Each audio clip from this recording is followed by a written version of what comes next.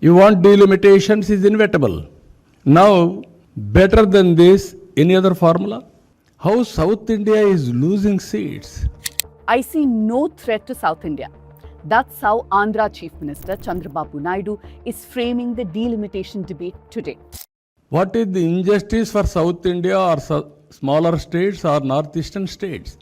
At a time when several southern leaders are raising concerns about losing political representation, Naidu is taking a very different line. He didn't just downplay these concerns, he dismissed them. He said delimitation will be fair, that no state will lose out, and that fears around political representation are misplaced. No state will get any setback or injustice. South India, no injustice for South India. His confidence seems to come from what Home Minister Amit Shah said in Parliament, that there would be a 50% proportional increase in seats for all the states, and that population criteria would be delinked. But here's the catch. That 50% assurance is not part of any law. It's not written into any bill. And Naidu is not a first-time politician. He knows that when it comes to something as consequential as delimitation, what matters is not what is said, but what is guaranteed. So how is TDP chief justifying his stand? And why is it hard to take it at face value? Let me explain.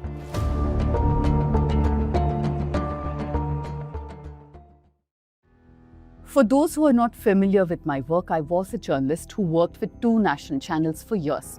I made the switch to the News Minute a few years ago. It was a well thought out decision as I'd gotten tired of the polarization, sensationalism, and shouting matches every single day.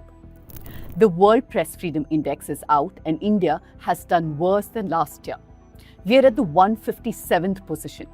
And at this moment, I'm truly thankful that I decided to make the switch and be part of an organization that's small but punches much above its weight. You've been with us throughout this, and thank you for that. This Press Freedom Week, I have 2 simple requests. The first one is obvious.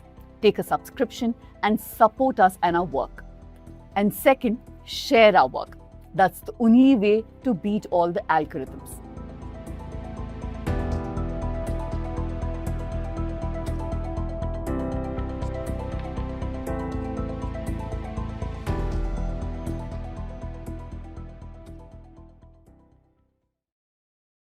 Now back to Chandrababu Naidu. Let's rewind a little bit. Naidu was making a very different argument on delimitation just a few months ago. He was urging people to have 2 or more children and proposing a population policy to maintain demographic balance. Now I am promoting 2 minimum, 3 and more, it is welcome. Standing in the Andhra Assembly in March 2026, he laid out the concerns clearly. The state's total fertility rates, that TFR, had fallen to 1.5. That's well below the replacement level, which is at 2.1. That's what's needed to maintain the population stability. And then came the policy pitch. 2 కంటే above ఎంతమంది వాళ్ళు ఇచ్చేస్తే delivery సమయంలోనే 25,000 రూపాయలు ఆ పేరెంట్స్కి డబ్బులు ఇస్తామని చెప్తున్నారు.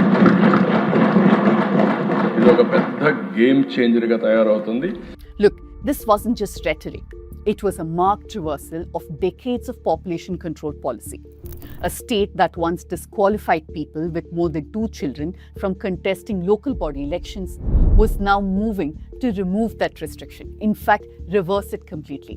Naidu himself acknowledged the shift. 2 కంటే ఎక్కువ పిల్లలుంటే లోకల్ బాడీస్ లో పోటీ చేయడానికి అర్హత లేదని పెట్టాం. ఈ ప్రభుత్వం వచ్చిన వెంటనే 2 కంటే ఎక్కువన్నా పోటీ చేయడానికి అర్హత ఉందని పెట్టాం. తొందరలోనే 2 కంటే తక్కువ పిల్లలుంటే అర్హత లేదని మళ్ళీ ఒక చట్టాన్ని తీసుకొచ్చే పరిస్థితి. The goal was explicit: to push fertility back to 2.1 and prevent long-term population decline. Naidu did not frame this as just an economic issue. He linked it directly to political consequences. Even before the delimitation debate reached the parliament, Naidu argued that the number of Lok Sabha seats should not be linked to the census. He warned that such a system would disadvantage southern states that had successfully reduced fertility and had invested in development. But when the delimitation question eventually came up in Parliament, Naidu did not insist that this safeguard be written into law. Instead, his party supported a constitution amendment bill that continues to link seat allocation to the latest census. Now, Section 8 makes that very clear. And Article 81 of the Constitution, which mandates population-based representation, remains completely unchanged, which means that the core principle that Naidu once opposed is still intact. Now, even more significantly, the earlier freeze on seat redistribution that was in place since 2001 is being removed.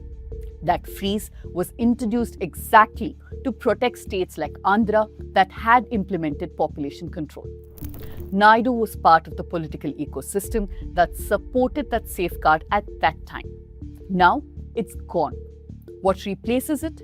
An oral political reassurance by Amit Shah that all states will receive a 50% increase in seats.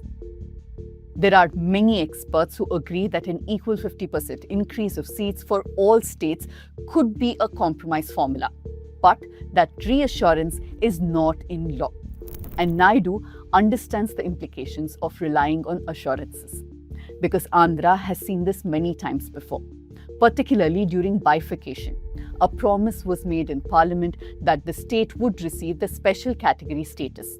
Now, that promise became the basis for acceptance, but it was never implemented because it was never written into law. In fact, on March 2, 2014, Manmohan Singh's cabinet directed the Planning Commission to implement the decision to grant special category status to Andhra. For 4 years, the next Prime Minister, Narendra Modi, kept saying the same, and finally, it did not get implemented. Now, this made TDP, an ally of the NDA at the time, to move a no-confidence motion in Parliament against the BJP. Mr. Prime Minister, do you have any respect for commitments made by your predecessors? Indeed, should you even have a choice? What value does the word of a Prime Minister given on the floor of the House have? Can we believe that if you give an assurance, it will be fulfilled in the future, even if you are not around? Now, that was TDP MP Jaidev Kalla's speech asking what good is an assurance. Does the same logic not extend to the delimitation assurance itself? Look, such change of positions is not new in politics, and we've seen this happen many times before. In Naidu's case, he's also been open about such new conversations. Recently, he countered Tamil Nadu Chief Minister M.K. Stalin's charge that Hindi is being imposed on people. Naidu claimed Hindi is a national language. Well, it isn't. But at this point, I feel like a tape recorder who said this again and again and again. I'm asking, who is imposing? Government of India is supporting mother tongue in Tamil Nadu, Tamil, Andhra, Telugu, Kannada, Karnataka, Kannada, Malayali in Kerala, even Gujarati in Gujarat. Who is insisting? There is enough data to show that the union government has spent disproportionate amounts on promoting Sanskrit, Urdu and Hindi compared to the languages that Naidu had listed, which included Kannada, Tamil, Malayalam and of course Telugu. But to be fair, unlike politicians in Tamil Nadu, Naidu has never been a part of language politics. So one can't accuse him of any U-turns, at least here. It is now that he's speaking up and taking a clear line. Naidu taking positions and counter positions are not very surprising. Moving out of the NDA in 2018 and then being an extremely strong critic of the BJP and Modi have had its consequences. Back in the Chief Minister's chair, Naidu perhaps believes that it's best to climb in the boat rather than rock it.